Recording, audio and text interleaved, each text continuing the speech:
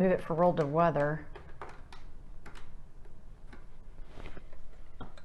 I know, right? It's like, so I'm gonna have to do this. I'm gonna have to do this every day, which is kind of, okay. But it's like, I need this light because otherwise it does not look good. That's better.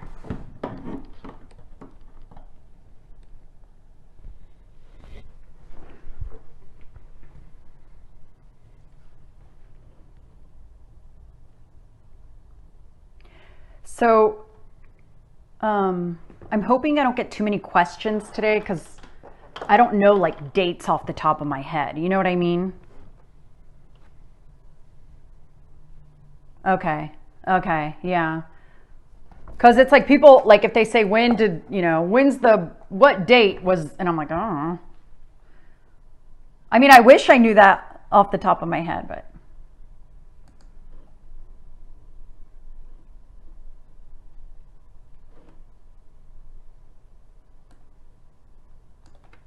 And I'll try to open it kind of how I did yesterday so I can read it too. I feel like that's helpful.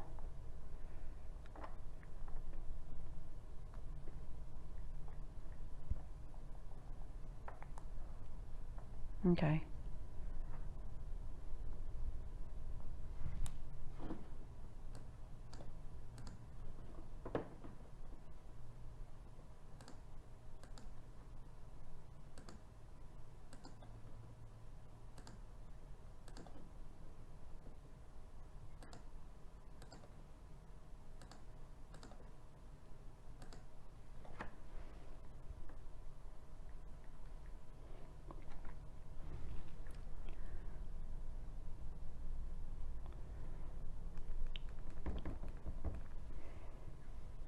Hey everybody, hope you're having a great Thursday. I'm wondering if anyone is like me where you almost forget what day it is because it's been like Groundhog Day. Every day we wake up and it's the same thing over and over again.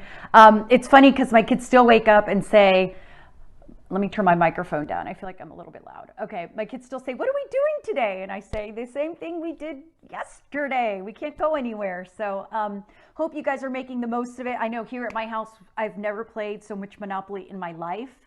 I haven't played the game of life since I was a kid. So I've played the game of life.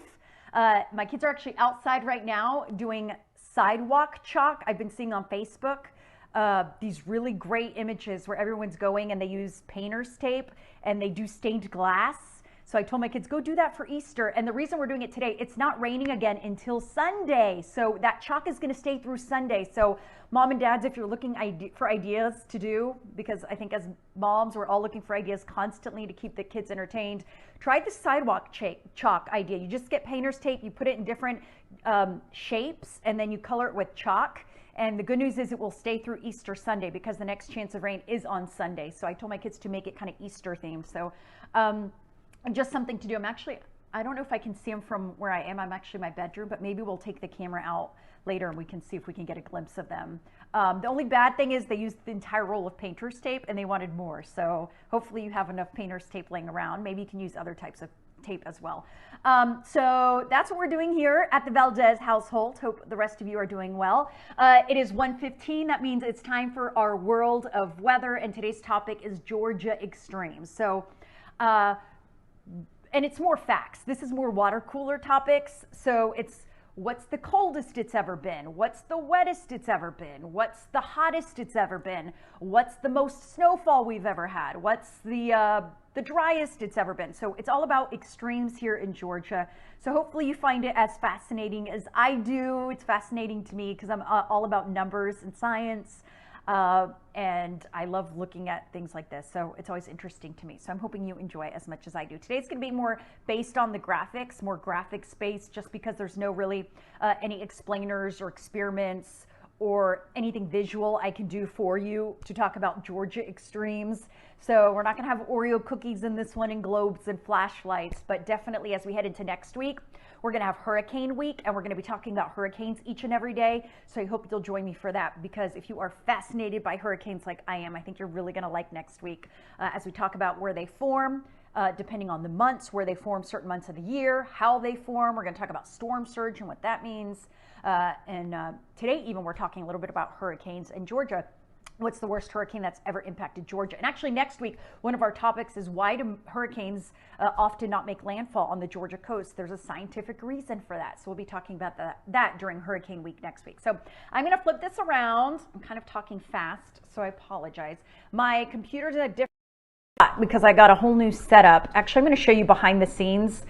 So I got a brand new, that is my ring light, but I have a camera in here and a microphone. So this is starting at 4 o'clock. You're going to see my brand new setup here for the 4 o'clock show. So that's why things are looking a little bit different for the world of weather. So today's world of weather topic is Georgia extremes and weather extremes. So we're going to start with the coldest it's ever been in Georgia and when.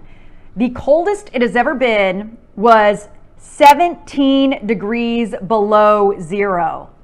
That's crazy, right? That was in Chatsworth in 1940. So super, super cold in Chatsworth. That's in North Georgia, kind of in Northwest Georgia, where you see that red little arrow. It was 17 degrees below zero. The hottest it's ever been was 112 degrees. And that's the actual temperature. That's not even the heat index. That's the actual temperature.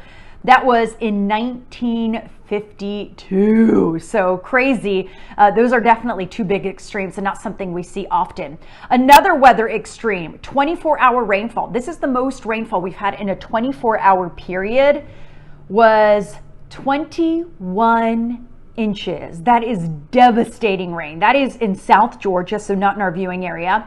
That is in Americus. This was in 1994 with Tropical Storm Alberto. And actually, our biggest rain events and our biggest flooding events we get in Georgia are often from tropical systems. So that's when we get that flooding rain.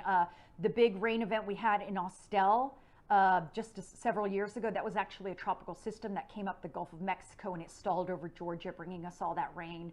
And that's when we had those devastating flooding conditions. So some of our worst flooding is from tropical systems. Now, 24-hour snowfall. This is crazy. This was in 1993 in Mountain City. So Rabun County, far northeast Georgia, in 24 hours, we had 24 inches of snow. That's 2 feet of snow in Georgia. And it was in 1993. So maybe some of you were born in 1993 and you remember this. But yeah, 2 feet of snow. That was in Mountain City in 1993. The most snowfall we had in a single year was in Diamond. This was between 1894 and 1895. So this was a long time ago. We're talking about the 1800s.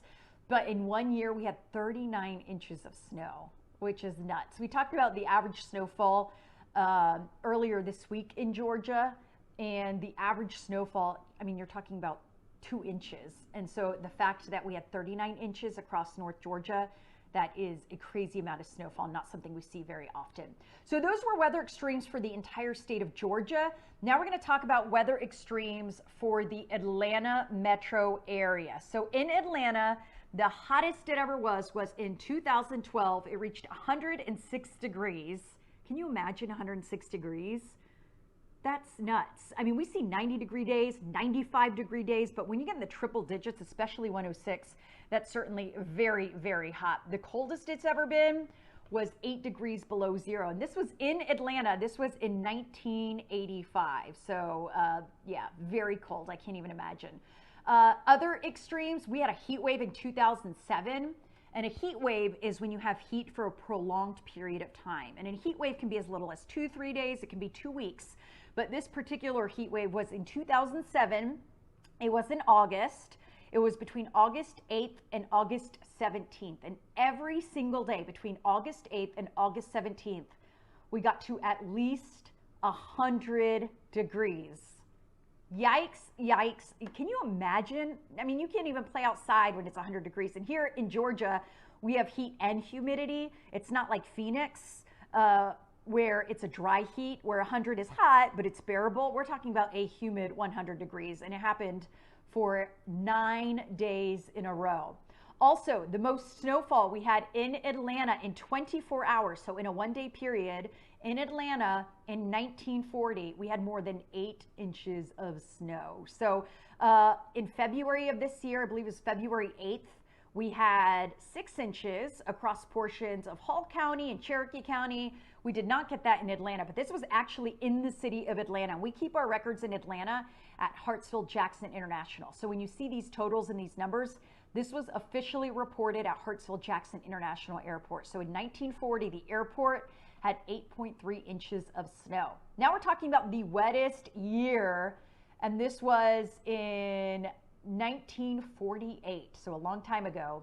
We had more than 71 inches of rain. So definitely rain, something we see a lot of, but we also see drought. Do you remember when Lake Lanier was super dry? It was not that long ago. This is what it looked like. Even this year, we had very dry conditions in October in Lake Lanier, but it's nothing compared to what we had between April 2006 to May 2009. It was about 90 days here or it was 90 days away from having no water in Lake Lanier. The water levels were extremely low. A lot of docks and homes that normally were lakefront were not lakefront, and it was just very extreme and devastating, especially for all those homeowners on Lake Lanier. In 90 days, if that drought would have continued, Lake Lanier would have been dry. So it was definitely devastating. It was a prolonged drought.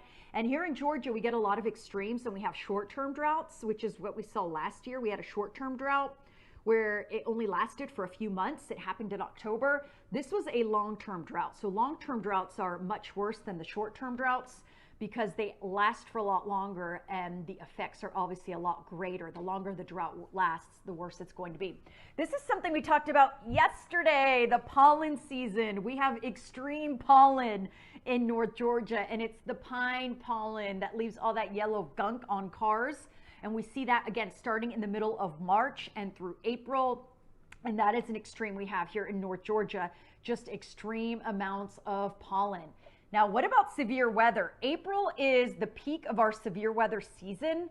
It's when we have the most recorded tornadoes in all of the year, happens in April. That is when we have the most amount of rotation, the most amount of tornadoes.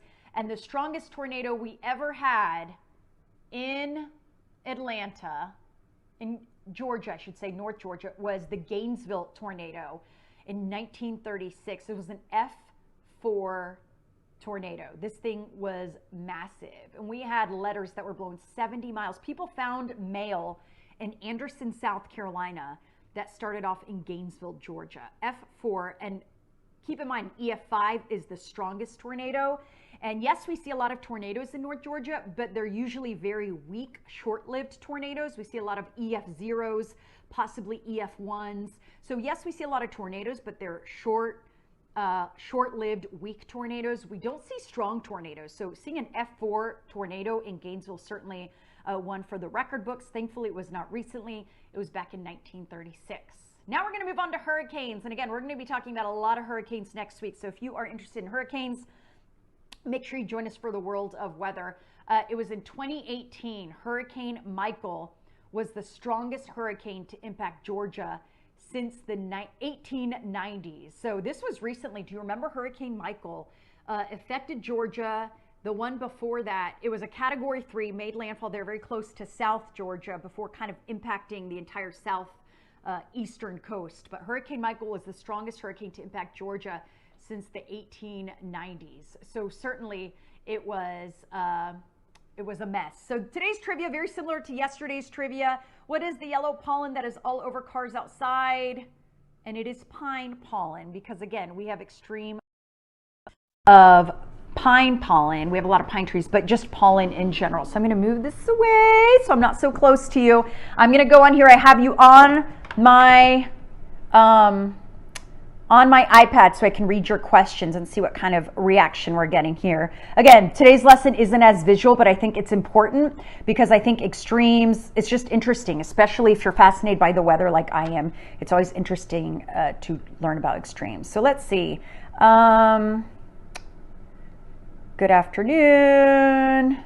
Specific dates, Adams, yes, and I feel like I did give you specific dates. So thank you for watching. Heidi, I'm glad you liked the behind the scenes. It's a little creepy to have a camera in my room, but very, very cool. Love cold weather. Heidi, you love cold weather. I love warm weather. I'm waiting for this warm weather. Let's see.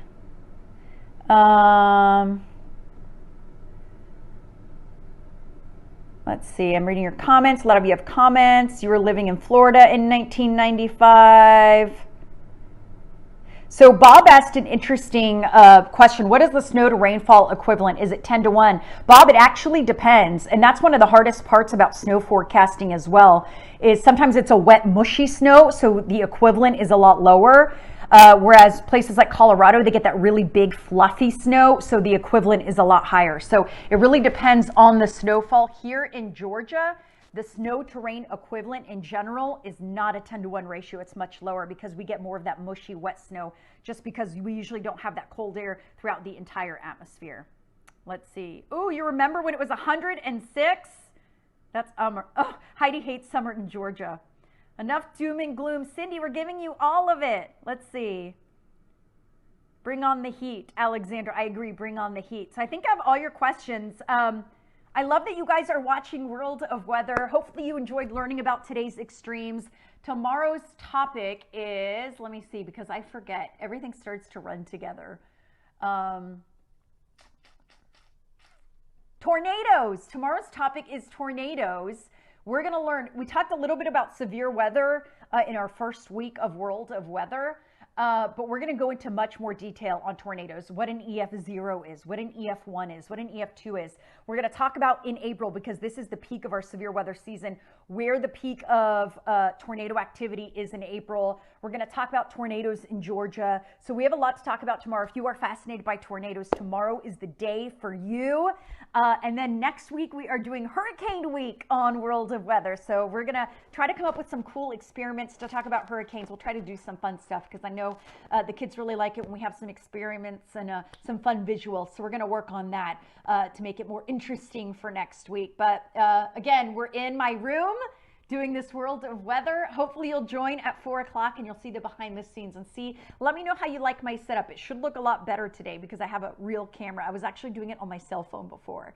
So that's the behind the scenes here. Oh, I wanted to show you. Let's see. So hopefully I don't lose the connection. I'm going to see if we can see my kids doing the sidewalk chalk. So bear with me.